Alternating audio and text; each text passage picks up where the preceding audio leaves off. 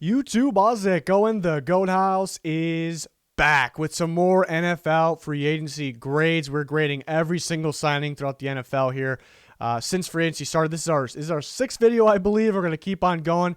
Some smaller trades we either grade. The Brockers one over on our Instagram, so check that out. You'll find a link. It's on your screen right there. I'll put it in the comments. Really small ones maybe on Twitter, but the bigger ones that will go down, Orlando Brown, Zach Ertz, are those going to go down? Deshaun Watson, we will grade those right here on our YouTube channel along with all these free agency grades. And we cover the NFL draft as well, so make sure you subscribe, smash that like button. And, follow that Twitter, very important. Check out walkthemock.com. One-of-a-kind draft simulator. It's the only one like it, so check it out. Sign up, use code GOATHOUSE. Definitely worth it. Here's our Twitter. Constantly talking news, talking everything NFL. You're really missing out if you're not following. A lot of you jumping in and following. We appreciate you very much at GoatHouse NFL. Again, any link that you need, comments or description. First one, William Jackson, happened late last night. Ends up being a little cheaper than originally reported. Original reports sometimes, not always, sometimes are the very max value. I like going off the base value here, 3-year, $40.5 million. So first, and that's 13.5 per year. So originally we thought it was 14, 13.5. It's actually a difference. $500K per year for a cornerback. It's actually a pretty big difference. Feels more than the $500K. But yeah, you can kind of argue both sides with this one because, I've been saying Washington doesn't really need to spend big at the cornerback position because they don't have to cover long. They got a good safety group too, but it's mainly that front, the defensive front, the pass rush from mainly the outside with that ridiculous duo and Chase Young, Montez Sweat. Really excited about that. But the interior as well with Jonathan Allen and Deron Payne, they have Ioannidis as well. I mean, it's maybe the best in football there. So, a cornerback that costs maybe $8 million could almost produce the same way of a corner that costs $13.5 million here, William Jackson. So I guess kind of that's the downside. That's not a big negative because William Jackson at the end of the day is better than those guys. But William Jackson coming from the Bengals, they were one of those teams that were scattered, in terms of the coverage they ran. They would run everything and they would be kind of back and forth. They weren't one of those teams that were strictly this type of scheme, this type of defense. Washington, on the other hand, the opposite. Ron Rivera, always going to run a lot of cover 3. He'll probably run more cover 4 than any team in the NFL as well. Of course, they'll mix in some other coverages, but they're pretty strict on what type of defense. It's mainly a cover 3, and then maybe option 2 is the cover 4. So that's kind of easier for the corner. First running zone is a little easier than man for most corners, and then, kind of being the playbook in a way kind of being easier. It's just kind of one thing almost. It's a little easier there to get down. And then on top of that, the Bengals had one of the worst pass rushes in football last year, with the Washington football team is a lot better. So his job became a lot easier. I think he'll be a playmaker over there. I do think he really fits. I was originally giving it a B. I'm going to give it a B plus because, the base value got knocked down a little bit. Again, can't really put it in the A range because did they really need to spend this much money? Where they need to spend money as quarterback if they can. They spent on Fitzpatrick, but they want to get bigger at quarterback, receiver, and then left tackle as well. You can leave some of that to the draft, but first, you got one first round pick. How many starters are you going to get if you want to compete? But they still have some cap space left. I gave it a B plus. Again, there are positives, negatives. Overall, it's definitely a positive B plus for William Jackson and Washington football team. Jamaal Williams is one of my sleepers. The Lions get him 2 years, 7.5. That's 3.75 a year. I like the pairing with DeAndre Swift. It is kind of odd they made him priority, and then right after they traded for Brockers. I actually graded that on our Instagram, so you can check that out. But yeah, it's kind of interesting. But yeah, I actually like. I'm usually more of a fan of drafting one in the mid rounds than picking one up. DeAndre Swift was the pick last year. It made more sense to the Lions to go in and get one of these types of guys in free agency. You want to focus those draft picks. It's really a team of the future still, kind of the route they're going. So you got to really get those big time picks with those somewhat early to mid round picks. Of course, you want to go the more important positions. If you can find the quarterback of the future, but mainly looking at receiver. Looking at maybe a pass rusher to pair with Okwara for the future. Important positions, of course. So this made a lot of sense. I like Jamaal Williams. I'm a fan. It's really cheap deal. This makes so much sense. I'm gonna give it an A plus. I like Jamaal Williams. It's really good value. It's an A plus for the Lions. And I graded them quite well on that on our Instagram with Michael Brocker. So pretty good start. I didn't like letting Galladay walk, but pretty good start for the Lions here in free agency. John Brown signs a 1 year, $3.75 million with the Raiders. Pretty cheap. Yeah, you almost hate to say it all the time with these guys, but you almost expect him to get hurt, not miss a whole bunch maybe. But a pretty good Nelson Aguilar replacement. Yeah, Aguilar's getting better. He fit in that scheme, so we'll say he's better, more durable as well. We'll say Aguilar's better right now. But quite the difference in the price range, so that's kind of good. I really don't know. Raiders are weird because I really like the Ngakoue deal. That was very good value for them. This is pretty good value. I don't know what they're doing with their offensive line. They're not really making moves elsewhere, which we thought, they cleared all this space. They're getting rid of more offensive linemen than they should be.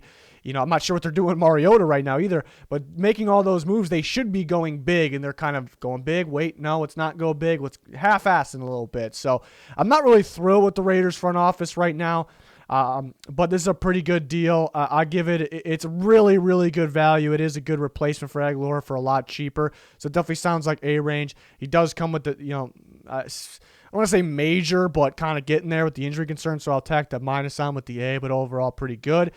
Trent Williams, a big one that happened really early this morning. We were all sleeping when it happened. 6 years, $138.06 million. That's pretty important because it ends up being an average of 23.01, so it's $23 million.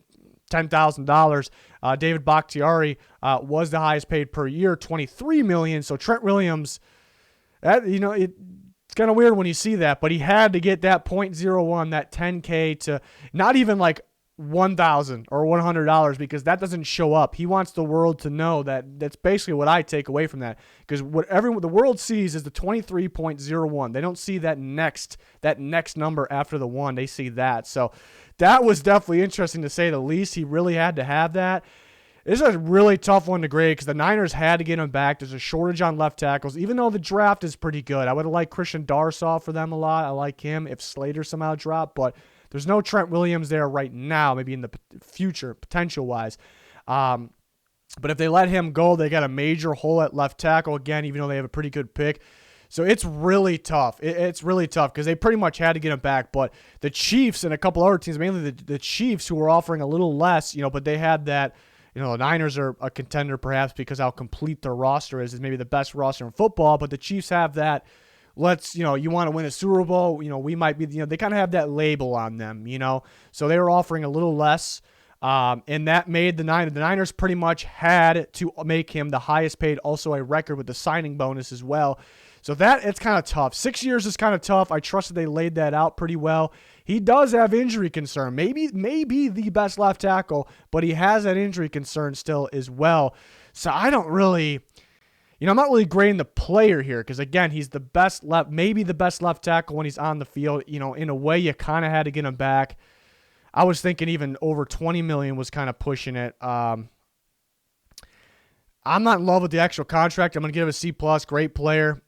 Again, I'm kind of almost in that B- range because they had to get it back, but it's tough. The Chiefs kind of forced them to make him the highest paid left tackle, and that wasn't really part of the plan there. So that it's tough. And 6 years is tough. A record signing bonus is tough. On top of if he gets injured like he has in the past, he's missed quite a few games. This is going to look really bad then. So.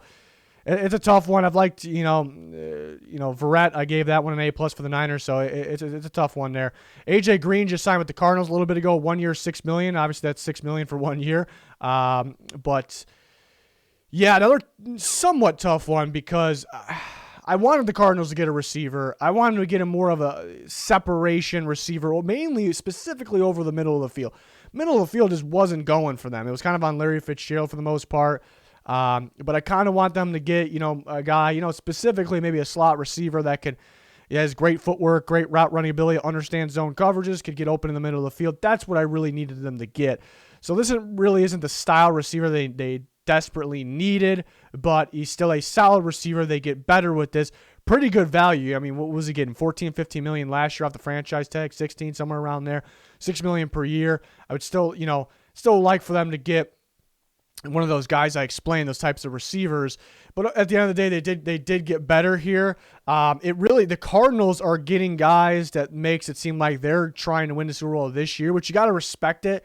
But, a lot of this could blow up if they don't, it's kind of a boom or bust type situation. But the Cardinals, they could be ready. They could be a sneaky team, but usually that's not a team that we label a boom or bust. Like the Saints were that team last year. Usually that's the team. The Niners before they got hurt, maybe. Those are the teams. So the Cardinals aren't far off, but they're kind of labeling themselves that. So, it almost feels like they're not actually talking, but by making these moves, it feels like they're talking of a big game. So let's see if they can make that happen.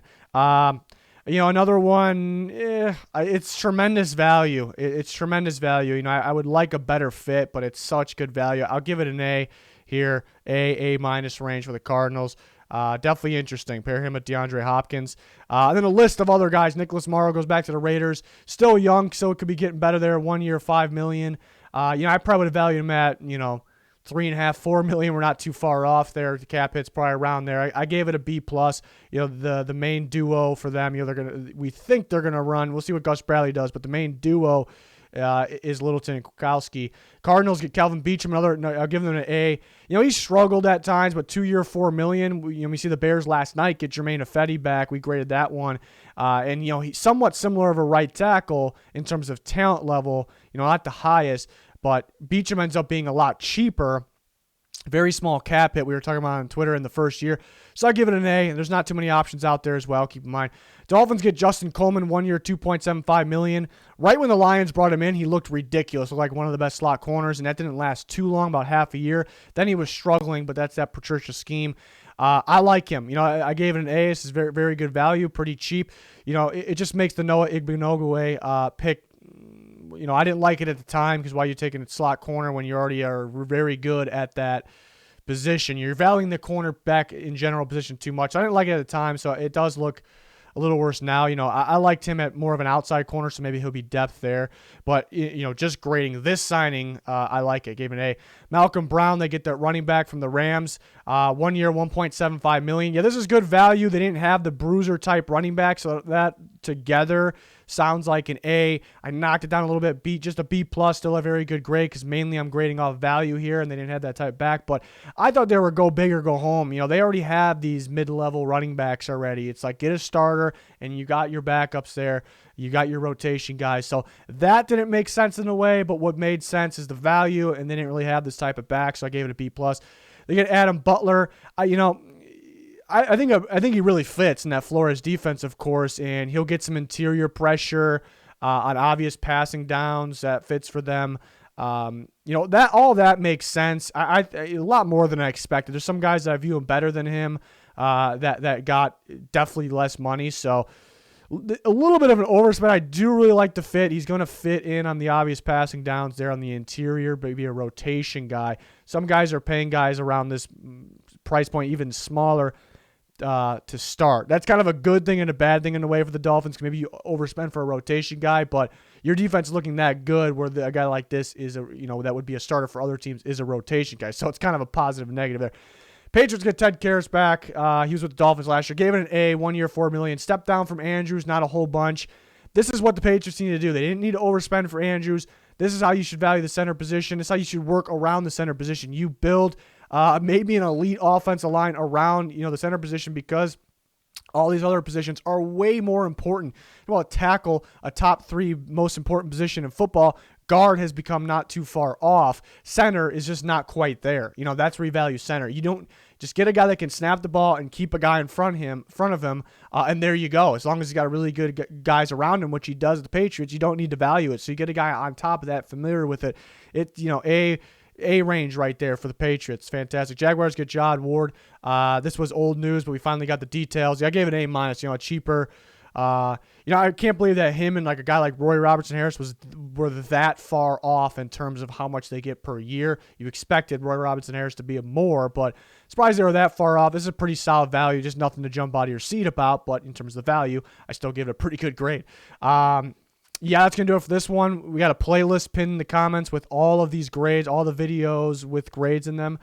So check that out. Definitely more to come. Free agency is officially starting today, so things are really going to start to heat up. Some big-time players left. Some big trades to come. The big ones will grade here. The semi-big ones maybe on Instagram like we did with the Brockers. And then the really small ones, we'll just tweet it out. But we're tweeting out everything NFL-wise, so follow that at GoDallasNFL. Link pinned in the comments for anything you need. Please subscribe, smash that like button. Turn notifications on so you don't miss a thing. That's going to do it. Thanks for watching. Goodbye.